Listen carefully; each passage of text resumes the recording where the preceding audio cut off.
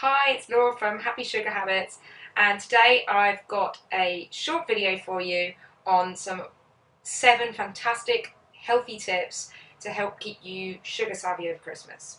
Now, sometimes I'm not the most popular person this time of year. Everyone thinks I'm going to be a sugar Scrooge, telling them not to eat Christmas cake, not to have mulled wine and all of those things. But actually, these tips are really simple swaps and easy things that you can do. Almost some of them are really enjoyable. So they are really not painful things that are going to ruin your Christmas. So number 1 is have a really good high protein breakfast like smoked salmon or scrambled eggs on Christmas Day or around this time of year. It feels luxurious, you've got really good fat in there, you've got high protein, it's going to keep you full for hours, and it's going to stop you from snacking on all those chocolates and other things mid-morning because you just feel full and satisfied. Number 2 is find lots of snacks and things that are healthy alternatives to the roses and the celebrations. So nuts are everywhere this time of year. Cashews, pecans, pistachios, ones you crack yourself. At the same time, clementines are quite a good Christmassy sweet treat to have instead of chocolate. Number 3, shop really savvy. So Christmas pudding and Christmas pies, there's a few tricks you can do to buy these things with less sugar.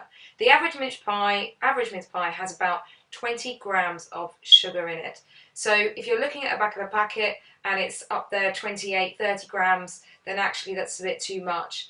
Look for things 20 and below. Again, you can get the mini mince pies, which average about 7 grams of sugar.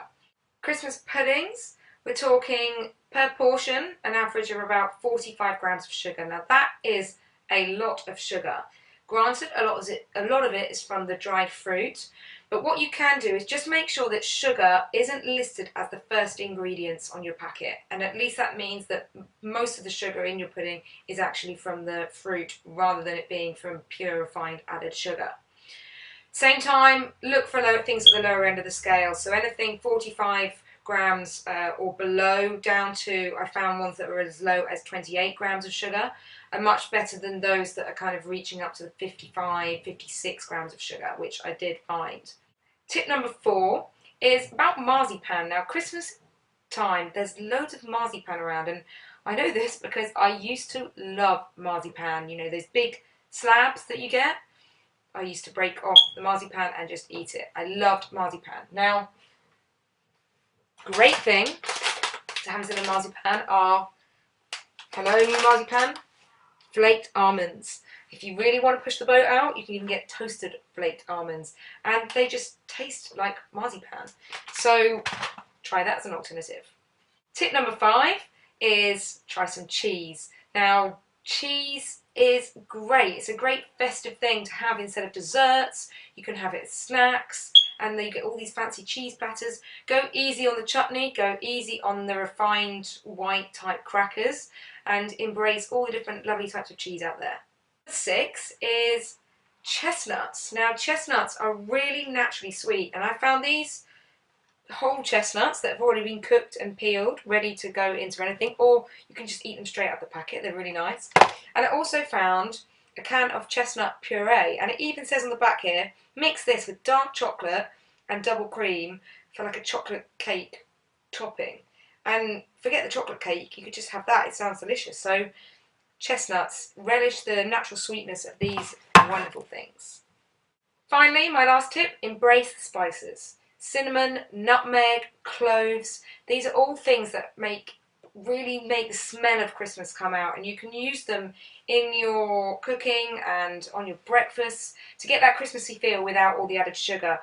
Now for those of you that have watched this far, I've now got three bonus tips for you that just help you think about Christmas in the wider context than just what you're eating and what you're not eating, okay? So when it comes to sugar, I want you to do these 3 things for me. Number 1 is have absolute confidence in yourself and empower yourself to make your own decisions, okay? So don't feel peer pressured by situations, by other people.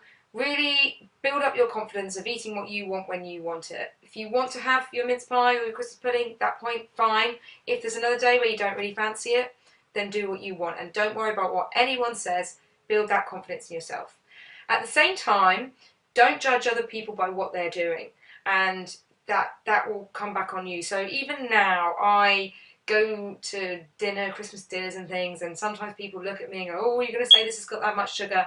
And actually, once they get to know me, they know that I am not judging them at all. They can literally sit in front of me, eat whatever they want, and I don't mind. I make my choices, they make my choices, and I completely respect those. So take that approach, and things will be a lot easier if you are trying to eat a little bit of less sugar this time of the year. Okay, so my second bonus tip is really for you to reflect a little bit around this time of the year. So, do you feel in control? Do you feel like you have suffered from real guilt after eating things, or do you feel quite content and happy about things? Do you feel like you're over-disciplined or you're too lax? So just reflect on what situations you struggle with, and what happened the previous day that made you feel bad, if you do feel bad. And all of these things can help you when you're trying to change next year. Number 3 bonus tip is embrace all of the lovely things out there that aren't food, that are super Christmassy. So last night I went to the BT Royal Albert Hall Christmas concert, and it was magical. It was just beautiful, it was Christmassy, it filled me up with absolute joy. So I would say just embrace all of those other experiences out there that aren't food, and suddenly the focus will shift away from the sugary stuff that you're not eating. Finally, have an awesome Christmas. I hope this has been useful, and there's a couple of tips in there that will help you be just a smidge healthier this Christmas. And that's it from me. If you like this video, or you think anyone else would like these tips, please share it, and have a great Christmas and a Happy New Year.